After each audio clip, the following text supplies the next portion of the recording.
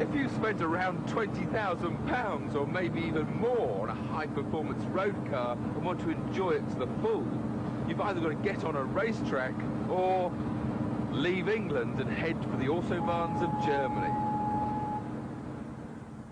For this trip, we chose the Rover 220 Coupe Turbo, the fastest production car Rover's ever produced. On offer for only £18,400, this was a car to measure alongside the best in class from Ford and Vauxhall, the Escort Cosworth and Calibra Turbo, high-performance cars at a reasonable cost.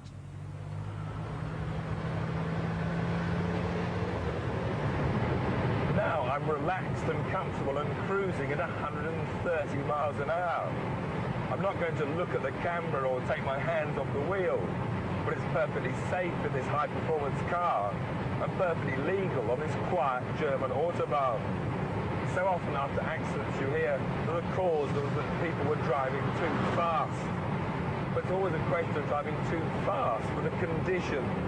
Too fast round a corner, too fast in a built-up area. On a quiet English motorway, 80 miles an hour may well be perfectly safe. Whilst when it's busy, 70 miles an hour might be too fast. If it's raining, 50 miles an hour might be too fast. If it's foggy, 30 miles an hour might be too fast. But speed should always be related to the conditions. Indeed, the Rover at 130 miles an hour was relaxed and confidence-inspiring on the smooth autobahn. It was stable passing slower traffic, and because the Germans are used to these high speeds, the lane discipline is excellent. But as the traffic builds up, you do need to ease back. So the Rover's very impressive for high-speed cruising. But what's it like around country lanes? Let's take the scenic route. 200 horsepower driving the front wheels can be an embarrassment under some conditions, but the Rover power plant has a beautifully smooth delivery that almost belies the fact that it's turbocharged. But it needs plenty of cooling, and the noisy fans were a real irritation at slower speeds or in traffic. Handling around the tight hairpin bends didn't show the Rover at its best. Heavy, dead steering gave little feel. And was that wheel spin I detected?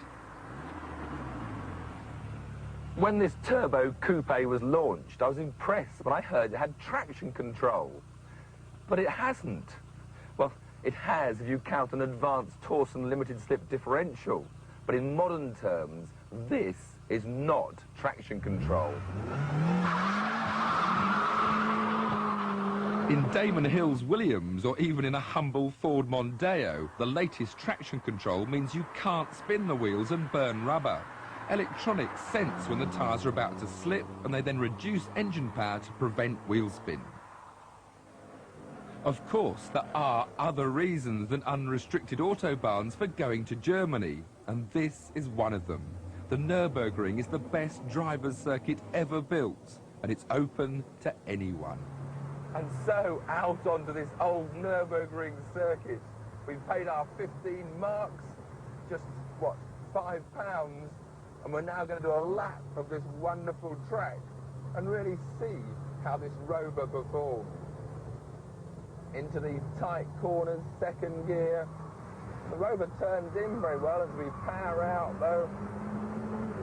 Traction good on that corner. Heading now down to Adenauer Bridge, one of another famous landmarks of the circuit.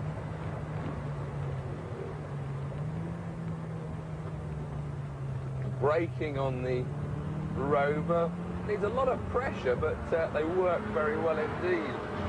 We flick left and right, uphill. Well, we're about halfway around the Nurburgring now, and I'm in two minds really about the Rover. The ride is very good. It takes all these little bumps and undulations at high speed very well, but cornering, the actual handling, well, there's understeer as you'd expect with the front wheel drive, but unlike the Calibra, it's not very predictable. There isn't very good feedback through the steering. It doesn't give the driver that satisfaction that I look for. Now this climbing approach to the carousel, you always aim for Jackie Stewart's tallest tree. So if we aim for that straight at the tall tree, it leads you into the carousel. This banked corner, bumpy concrete, but a real feature of the Nurburgring. The driving position on the Rover isn't that good, to be honest. Although I can get my legs comfortable, there's no telescopic adjustment on the steering wheel.